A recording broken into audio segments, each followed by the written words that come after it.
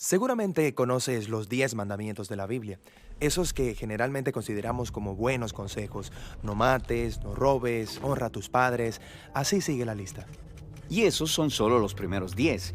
En realidad hay un total de 613 mandamientos, todos entregados al antiguo pueblo de Israel, y se encuentran en los primeros 5 libros de la Biblia, que en hebreo se llama la Torá.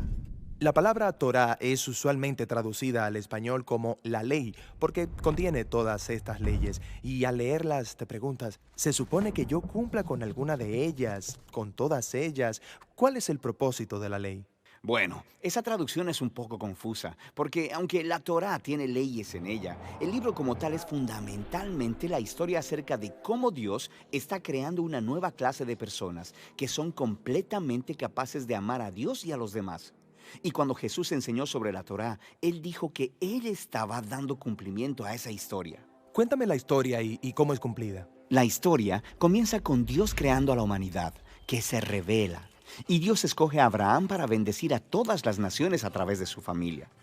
Ellos terminan siendo esclavos en Egipto y Dios los rescata.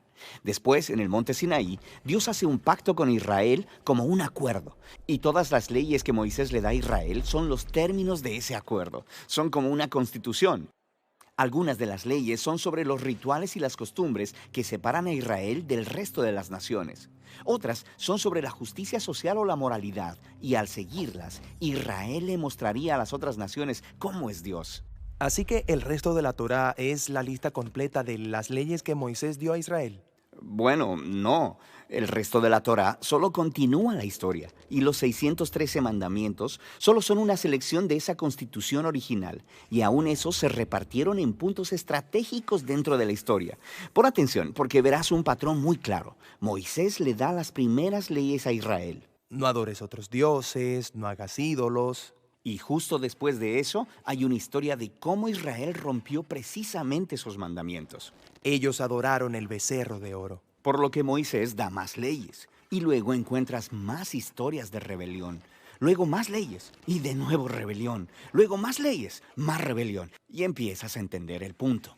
Claro, no importa cuántas leyes haya, ellos simplemente seguirán rebelándose.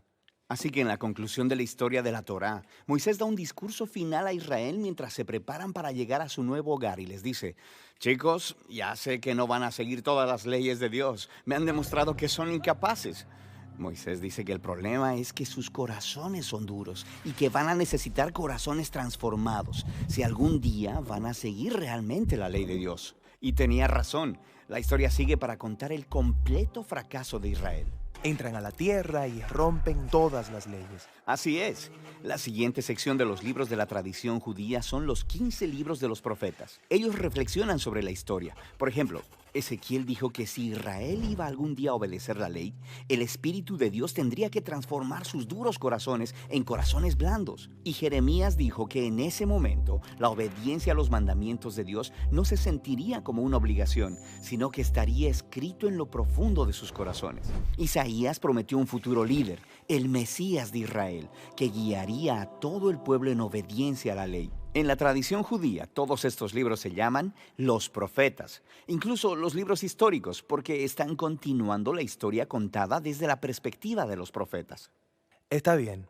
Entonces tenemos la ley y los profetas, y ellos están contando una historia conectada sobre el deseo de Dios de bendecir al mundo entero a través de un pueblo, Israel, quien resulta que necesita un nuevo corazón. Sí, y Jesús se vio a sí mismo continuando la historia.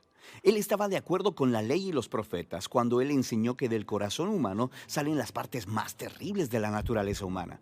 Es como si la configuración por defecto de nuestros corazones es opuesta a la ley de Dios. Pero Jesús también dijo que él vino a resolver ese problema y en sus palabras, a cumplir la ley. ¿Qué quiere decir con cumplir la ley? Bien, primero, él dijo que la demanda de todas las leyes en la Torá podían ser cumplidas por lo que él llamó el gran mandamiento, que amemos a Dios y al prójimo. Eso parece muy fácil. Digo, todos queremos amar. Pero Jesús nos mostró que amar es mucho más demandante de lo que pensamos. Él cita la ley, no matarás, y dice que no matar a alguien es algo amoroso. Pero luego también dice que cuando tratas a alguien de manera irrespetuosa o tienes resentimiento en contra de ellos, también estás violando la ley moral de Dios, porque no los estás tratando con amor. Así que Jesús dijo que el amor verdadero debe extenderse hasta nuestros propios enemigos. Por lo que, aunque un mandamiento parece muy simple, Jesús nos mostró que nuestros corazones no están equipados para cumplir ni siquiera este mandamiento básico de Dios, de amar a los demás. Eso es un poco deprimente. Pero donde Israel falló, Jesús llevó la historia a su cumplimiento. Como el Mesías de Israel, Él amó completamente a Dios y a los demás y le mostró a todas las naciones cómo es Dios en realidad.